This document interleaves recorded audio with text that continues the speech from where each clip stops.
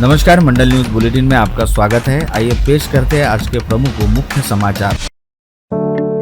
पूरा जीवन अम्बेडकरी विचार व बौद्ध धर्म के मूल्यों से जुड़े रहने वाले दिवंगत रिपाई नेता व पूर्व राज्यपाल स्वर्गीय दादा साहेब गवई अपने आप में एक सर्वसमावेशक व्यक्ति थे और राजनीति से प्रतिस्पर्धा वाले क्षेत्र में सक्रिय रहने के बावजूद भी दादा साहेब गवई का कभी कोई शत्रु नहीं रहा, जिसके चलते स्वर्गीय दादा साहेब गवई को एक तरह से महाराष्ट्र सहित देश के राजनीतिक क्षेत्र में अजातशत्रु कहा जा सकता है, जिनके विचार एवं जीवन कार्य हमारे सहित आने वाली कई पीढ़ियों को प्रेरणा देते रहेंगे। इस बात को ध्यान में रखते हुए राज्य सरकार द्वारा जिला प्रशासन के सहयोग से अमरावती में दादा साहेब गवई की स्मृति को संजोए रखने हेतु भव्य दिव्य स्मारक व स्मृति भवन का निर्माण किया गया है, जिसका आज दादा साहेब गवई की 96वीं जयंती पर उद्घाटन होते देखना हम सभी के लिए सौभाग्य वाली बात है। इस आशय का प्रतिपादन राज्य के मुख्यमंत्री देवेंद्र फडणवीस ने आज किया।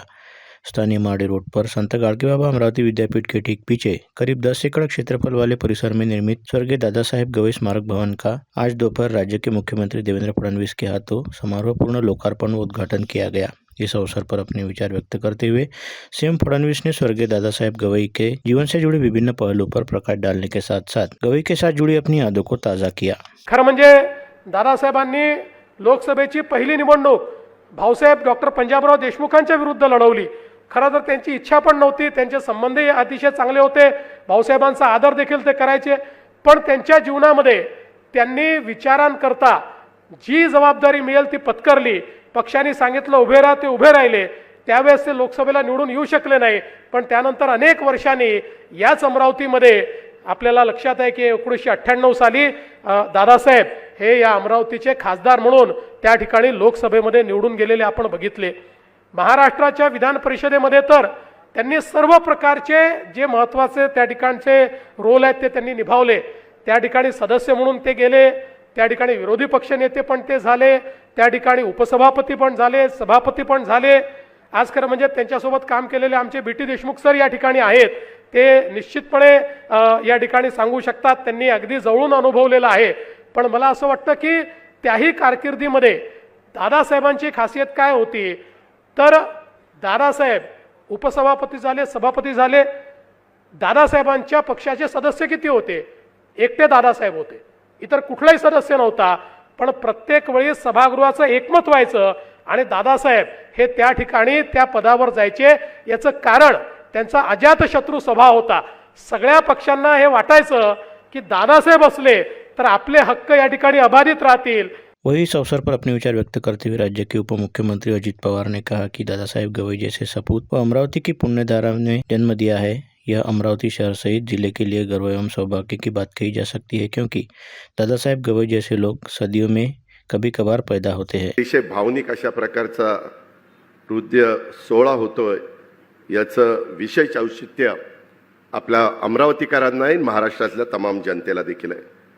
खरं तर आणखी 3 वर्षांनी दादासाहेबांची जन्मशताब्दी वर्ष सुरू होणार आहे। या निमित्तानं माझी विनंती की दादासाहेबांच्या जन्मशताब्दी वर्ष आपण विविध कार्यक्रमांनी साजरा करूया। खास करून या कार्यक्रमामध्ये दादासाहेबांनी आयुष्यभर जपलेल्या आंबेडकरी विचारांचा जागर हा आपण करूया, तीच त्यांना खरी आदरांजली ठरेल।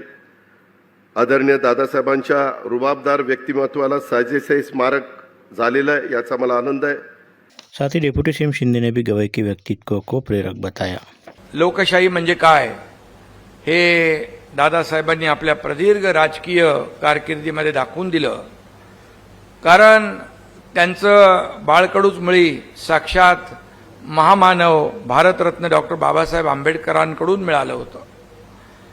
महामानवाचा हा पट्टशिष्य प्रखर सूर्यासारखा तळपला।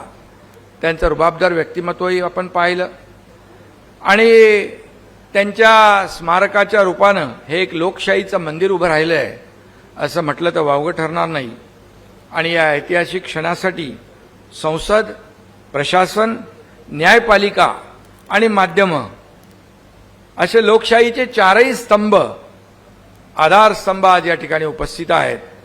हा योगायोग नाही, कारण त्यांचं कर्तृत्वच एवढं महान होतं, त्यामुळे हे सगळे लोकशाहीचे 4ही आधारस्तंभ एकत्र आलेले आहेत।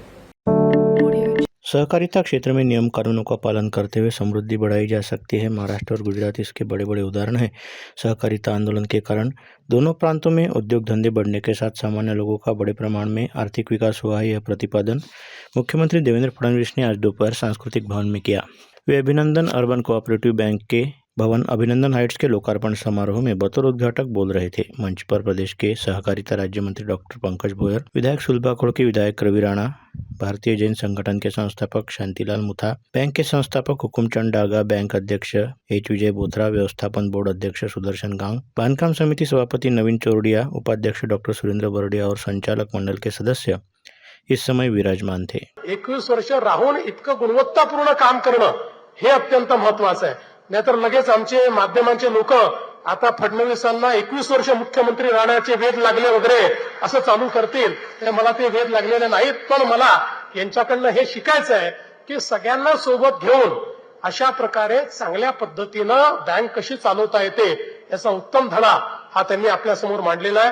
म्हणून त्यांचे मी अभिनंदन करतो. आज खरं म्हणजे या ठिकाणी आपले पंकज भोयरजी आहेत, दोन्ही आमदार या ठिकाणी आहेत, शांतीलालजी विशेषत्वाने आलेले आहेत. त्यांची भाषणं व्हायची होती, पण मला दादासाहेब गवईंच्या स्मारकाचा कार्यक्रम आहे आणि गवई साहेबांना म्हणजे आपले जे चीफ जस्टिस साहेब आहेत आणि आम्हाला दोघांनाही त्यांना दिल्लीला जायचं आणि मला मुंबईला परत जायचं असल्यामुळे आम्हाला वेळेचं थोडं बंधन असल्यामुळे त्यांची भाषणं ठरलेली मी कट केली. त्याबद्दल त्यांचे देखील मी या ठिकाणी क्षमा मागतो आणि पुन्हा एकदा अभिनंदन बँकेला अतिशय मनापासून शुभेच्छा देऊन मी माझे 2 शब्द संपवतो.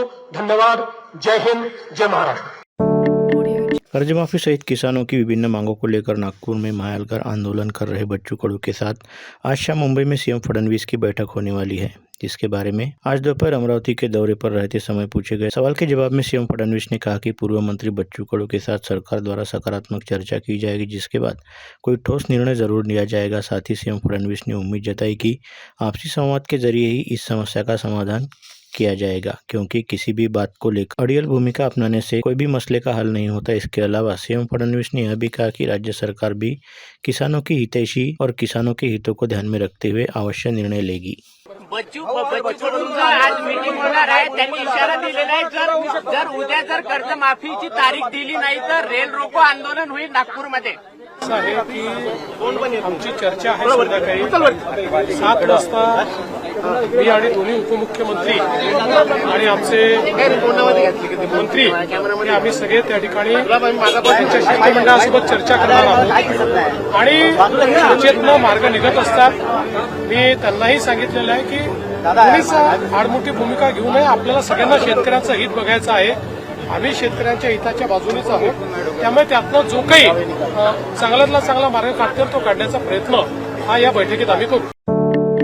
प्रहार संगठन के सर्वेसर्वा बच्चू कडू के नेतृत्व में किसान कर्ज माफी और अन्य 7 प्रमुख मांगों को लेकर उपराजधानी के चलते महालकर आंदोलन तीसरे दिन भी समाचार लिखे जाने तक जारी रहा। इस बीच कडू ने दोपहर विमान से मुंबई के लिए प्रस्थान किया। उनके साथ अन्य लीडर रहने की जानकारी देते हुए बताया कि सह्याद्री अतिथि गृह पर शाम 7 बजे स्वयं मुख्यमंत्री देवेंद्र फडणवीस और दोनों उप मुख्यमंत्रियों के साथ आंदोलनकारी की महत्वपूर्ण चर्चा होने वाली है।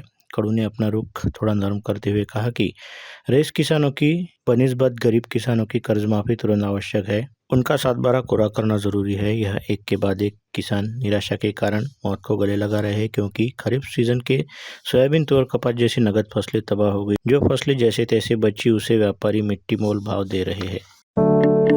सीएम फडणवीस और डेप्यूटी सीएम शिंदे का हवाई अड्डे पर हुआ स्वागत। एक दिवसीय दौरे के तहत राज्य के मुख्यमंत्री देवेंद्र फडणवीस एवं उप मुख्यमंत्री एकनाथ शिंदे का आज एक साथ ही विमान के जरिए मुंबई से अमरावती हवाई अड्डे पर आगमन हुआ। इस अवसर पर संभागीय राजस्व आयुक्त डॉक्टर श्वेता सिंघल ने मुख्यमंत्री फडणवीस एवं डेप्यूटी सीएम शिंदे का जिला प्रशासन की ओर से पुष्पगुच्छ देकर स्वागत किया। आज अपने व्यस्ततम दौरे के तहत अमरावती पहुंचे राज्य के मुख्यमंत्री देवेंद्र फडणवीस ने अमरावती विमानतल पर आगमन पश्चात हुए स्वागत सत्कार के बाद सीधे बालाजी प्लॉट परिसर स्थित अपने ननिहाल को भेंट दी तथा अपना ननिहाल रहने वाले कलोती परिवार के साथ करीब 1 घंटा बिताते हुए चाय पानी व नाश्ते का आनंद लिया। इस समय सीएम फडणवीस के मामा सीए चंद्रकांत कलोती व मामेरे भाई एडवोकेट रोहित व राहुल कलोती सहित कलोती परिवार के सभी सदस्य उपस्थित थे।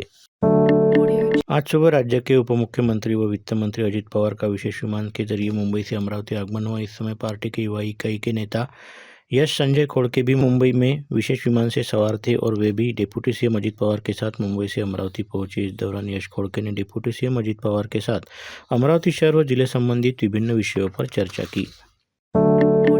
PR Pote Patil educational group के आधार स्तंभ और स्वर्गीय रामचंद्र जी पोटे पाटिल के प्रथम स्मृति निमित्त उनकी स्मृति का अभिवादन उनके बेटे व पोटे शिक्षा संस्था के अध्यक्ष पूर्व मंत्री प्रवीण पोटे पाटिल द्वारा किया गया। इस उपलक्ष्य में पोटे शिक्षा संस्था के मुख्य कार्यालय में आयोजित कार्यक्रम में प्रवीण पोटे पाटिल ने अपने दिवंगत पिता की प्रतिमा पर माल्यार्पण करते हुए उनकी स्मृति का अभिवादन किया। इस समय PR Pote Patil educational group के पदाधिकारी तथा अधिकारी व कर्मचारी बड़ी संख्या में उपस्थित थे।